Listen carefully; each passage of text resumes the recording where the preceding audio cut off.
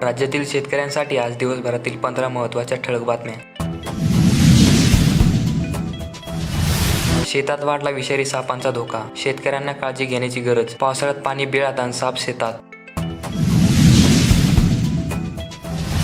मोर्चे काढणाऱ्यावर कारवाई करावी, पीपल्स युनियनचे उपमुख्यमंत्री देवेंद्र फडणवीस यांना निवेदन. नको युद्ध, हवा शांतीचा बुद्ध. जपानच्या अणुबॉम्ब हल्ल्याच्या 10 आठवणींना आझाद मैदानात उजाळा. नीट पीजी परीक्षेसाठी हॉल तिकीट उद्या प्रसिद्ध होणार.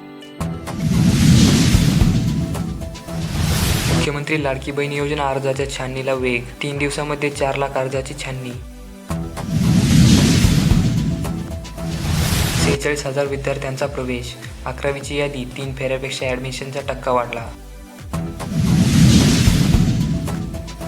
गणेश विसर्जनासाठी शोधा गुगल मॅप. पर्यावरणपूरक गणेशोत्सवासाठी पालिका प्रशासन सज्ज, महापालिका मुख्यालयात झाली बैठक. मुख्यमंत्री लाडकी बहीण योजनेची रक्कम वाढणार, सोशल मीडियावर माहिती. 50 दिवसात एकही निर्णय नाही, मोदींचा 100 दिवसाचा कृती आराखडा दबावाखाली गुंडाळला. वीज निर्मिती क्षमतेत 3.37 लाख मेगावॅटने वाढ, ग्रामीण आणि दुर्गम भागात वीज वितरण व्यवस्था सक्षम, ऊर्जा मंत्रालयाचा पुढाकार. बीड जिल्ह्यामध्ये पिकांसाठी उपयोगी पाऊस, अजूनही 19 प्रकल्प कोरडे, 15 प्रकल्पांमध्ये 25 ते 50% पाणीसाठा. पहिल्याच प्रयत्नात सर्वोत्तम देण्याचा प्रयत्न, भारताच्या गोल्डन बॉय नीरज चोप्राने जाहीर केले आपले मनसुबे. देशांतर्गत भारतीय पेटंट अर्जामध्ये वाढ, 2023-24 मध्ये 83,000 पेटंट दाखल झाले.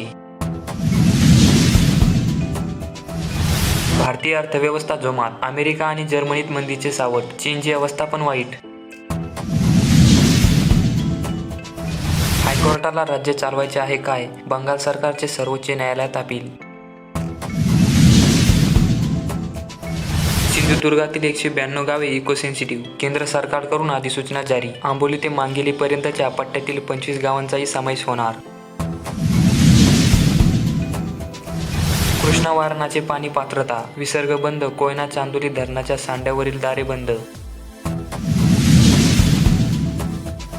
पालघरमधील आश्रमशाळेतील 526 विद्यार्थ्यांना विषबाधा, रात्री जेवण, सकाळी पोटदुखी आणि उलट्या. बहिणीच्या मतांसाठी आचारसंहिता लांबणीवर, सरकारने शेजाऱ्यांच्या परिस्थितीवरून धडा घ्यावा, जरांगे यांचे विधान. अजित पवार गटाला 3 आठवडे मुदत, आमदार अपात्रता प्रकरण, सुप्रीम कोर्टातून मोठा दिलासा. शेतकरी पुत्राची फौजदार पदाला गवसणी, आर्थिक परिस्थिती बेताची, घनसावंगी तालुक्यातील मच्छिंद्रनाथ चिंचोली येथील प्रसादची जिद्द.